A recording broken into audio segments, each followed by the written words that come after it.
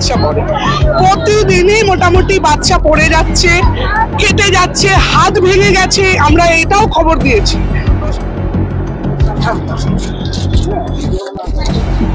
হয়ে যাচ্ছে, ঠিকঠাক যেতে পারছি না, যেমন জল জমে যাচ্ছে,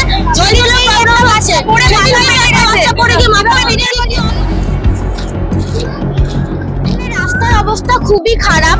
ছোট ভাই বোনেরা রাস্তায় পড়ে যায়। তারপর বর্ষার সময় এখানে অনেক জল জমে যায়। ভট্টনগরের আমাদের এখানে রাস্তাঘাট একদম ভালো নেই, ড্রেন ভালো নেই, আমাদের কলের কলও নেই, জলও পাই না।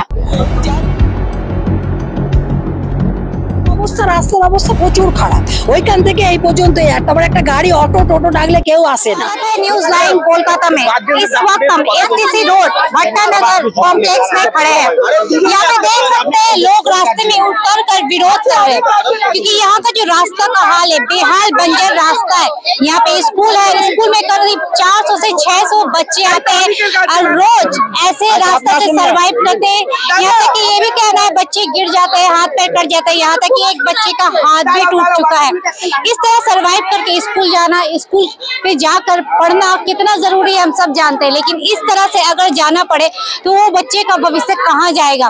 पेरेंट्स का भी बहुत सारा एलिगेशन है। यहाँ पे जो लोग इलाकाई लोग हैं काफी परेशान है, इस रास्ते से लेकर पीने का पानी, ड्रेनेज, लाइट, हर चीज से यहाँ पे जूझ रहे हैं लोग। तो मैं आपको रास्ता दिखाना चाहूंगी, लोगों का क्या कहना है, इलाकाई लोगों का, स्कूल टीचर का, स्कूल बच्चों का, आपको अपने चैनल के माध्यम से दिखाएंगे। এই অঞ্চলে 35 বছর ধরে, ঠিক আছে। এবার আমরা বিগত 2 থেকে 3 বছর ধরে আমরা প্রশাসনকে এবং আমাদের এখানে যিনি পঞ্চায়েত প্রধান আছেন ওনার কাছে, এটা আনন্দনগর গ্রাম পঞ্চায়েত, তো আমরা সেখানে পঞ্চায়েত প্রধানকে জানিয়েছি যে রাস্তার বেহাল অবস্থা, এবং কিছুদিন আগে আমাদের এখানে খবর আসলো যে রাস্তাটা হবে, কিন্তু আমরা খবর নিয়ে জানতে পারলাম যে এখানে নর্দমার একটা বড় সমস্যা। কারণটা হচ্ছে এখানে প্রচুর জল জমে, বর্ষাকালে প্রচুর জল জমে। এবার এই পজিশনটা হচ্ছে উঁচু, ঠিক আছে। এবার এদিকে কোনো নর্দমা নেই, কিন্তু ঢালটা আমাদের এদিকটাই। দেখুন, আমি কিন্তু এখানকার বাসিন্দা নয়, আমি একটা স্কুলের তরফ থেকে এটা আমি আর্জি জানাচ্ছি যে এবার ঢালটা যখন এদিকে, তাহলে টোটাল জলটা এদিকে দাঁড়ায়।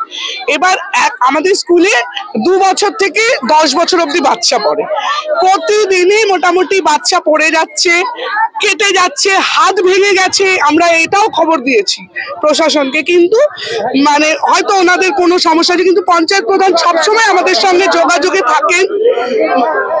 পঞ্চায়েত প্রধানই যিনি আছেন ম্যাডাম ভীষণ হেল্পফুল, উনি সবসময় আমাদের সঙ্গে যোগাযোগে থাকেন, কিন্তু হয়তো ওনার একার দ্বারাও এটা কিছু করা সম্ভব নয়।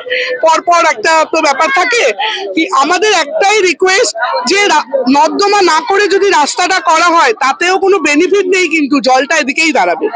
তাই নর্দমাটা করে যদি রাস্তাটা করা হয়, এবং এটা কিন্তু এই আজকের আর্জি নয়, আজকে বিগত 20 বছর 25 বছর ধরে এই অবস্থা, দেখতেই পাচ্ছেন এখানে কোনো নর্দমা নেই। এই জায়গাটার নাম হচ্ছে আপনার এসএমপিসি কমপ্লেক্স, তুরিপাড়া, এখানটা সেটা পুরোটা কমপ্লেক্স শুরু হচ্ছে। হ্যাঁ, এবার আমাদের তো এই জন্যই আর্জি করা যে আমাদের বাচ্চারা খুব হ্যাম্পার হচ্ছে, কারণ আমরা সবাই বাইরেকার, এখানকার বাসিন্দাদেরও প্রচুর প্রবলেম। সেটা আপনাকে এখানকার লোকাল বাসিন্দারা বলতে পারে। স্কুলের ডিটেলসটা আমরা বলতে পারি যে আমরা দিই, হ্যাঁ আমরা দিই। হ্যাঁ, কত বাচ্চা হবে? মোটামুটি 400+। সমস্ত বাচ্চাদের রোজই স্কুলে আসতে যেতে এরকম। হ্যাঁ, যার ফলে আমাদের বর্ষাকালে কোনো স্কুল ছুটি থাকে না, কিন্তু আমাদের মাদার মেরি আমাদের দীর্ঘদিনের জন্য ছুটি দিয়ে দিতে হয়। হয়ে যাচ্ছে, ঠিকঠাক যেতে পারছি না, যেমন জল জমে যাচ্ছে,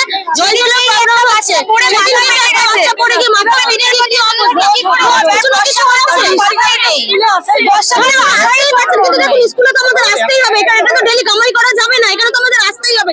এই ব্যবস্থা না হলে কি করে চলবে বলুন? আজকে ভালো একটা স্কুল, স্টুডেন্টরা এইটুকু তো প্রশাসনের উচিত যে এই রাস্তাটুকু যাতে বাচ্চাগুলোর মুখ দেখে একটু ঠিক করা হয়, কারণ স্কুলে তো অ্যাক্সিডেন্ট হচ্ছে, বাচ্চারা অ্যাক্সিডেন্ট হচ্ছে, বাচ্চাদের পছন্দ করি আমরা, মানে যুদ্ধ করে স্কুল থেকে যাই, সারা বছর বাড়ি যাই রোজ প্রত্যেক দিনের ঘটনা আপনারা একত্রিত হয়েছে একদম বড় যেমন আপনারা একটা আন্দোলন চালিয়ে যাচ্ছেন একদম আমরা চাই যদি রাস্তার কোনো ব্যবস্থা না নেন আমরা চাই আমরা এরকমই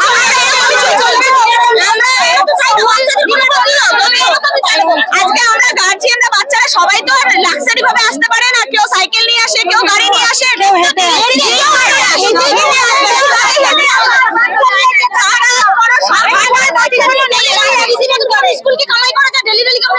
रास्ता आकर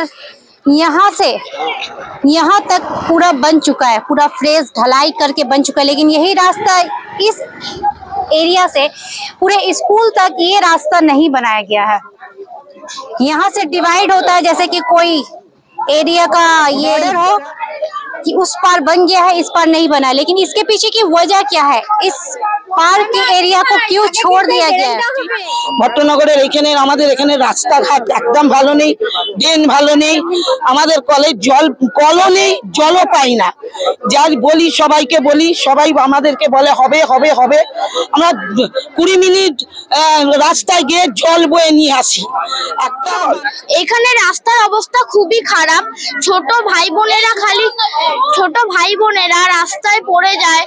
তারপর বর্ষার সময় এখানে অনেক জল জমে যায়, এর জন্য আমরা আসতে পারি না। স্কুলে দীর্ঘদিন ছুটি থাকে প্রাকৃতিক দুর্যোগের কারণে, এর জন্য আমরা স্কুলে আসতে পারি না। এখানে ভট্টনগরের অবস্থাও খুব খারাপ। রাস্তার অবস্থা প্রচুর খারাপ। ওইখান থেকে এই পর্যন্ত তারপর একটা গাড়ি অটো টোটো ডাকলে কেউ আসে না, বলে যে এই রাস্তা, তারপরে জল হলে এতটা করে রাস্তায় জল, পাং না আছে, নর্দমা না আছে, কিছু না আছে, একটু জলের ব্যবস্থা শুধু পঞ্চায়েতের জল ওদিকে দিয়েছে, আর এই মিষ্টি জল টল আমাদের পাড়ায় কিচ্ছু দেয়নি। নিয়ে চাইলেই বলছে এই 40,000 এত হাজার সব টাকা লাগবে, এই লাগবে। মানে আপনি যেমন বলছেন টাকার বিনিময়ে এখানে জল দেওয়া হচ্ছে, কিন্তু আপনারা জল আমরা পাচ্ছি না, গরিব মানুষ আমরা কোথায় পাবো বলুন? আমাদের তো কেউই নেই ধরতে গেলে, একটা ছেলে যাই হোক রোজগার করে, হ্যাঁ, তাহলে আমরা কোথায় পাবো অত টাকা বলুন? আমরা বলছি আমাদের দুটো কল দিন, এ মাথা একটা ও মাথা একটা, দুটো কল দিন, ওই থেকেই আমরা নিয়ে নেবো, কিন্তু আমরা সেটা পাচ্ছি না। जैसा कि आप देख सकते हैं इलाकाई लोग और बच्चे के अभिभावक पेरेंट्स किस तरह से यहाँ पे रास्ते पे विरोध प्रदर्शन कर रहे हैं। काफी परेशानियों का सामना करने के बाद, जद्दोजहद करने के बाद, इनकी मसला हल ना होने पर आज रास्ता में उतर के ये पेरेंट्स और इलाकाई लोग जद्दोजहद के साथ विरोध कर रहे हैं। और इनका कहना है अगर अब भी इस पर काम नहीं हुई, रास्ता और पानी ड्रेनेज का व्यवस्था नहीं की गई, तो ये आंदोलन जोर शोर से चलेगी। आनंदो नगर का ये इलाका है, लीलुआ थाना का अंतर्गत। देखते रहे न्यूज़ लाइन।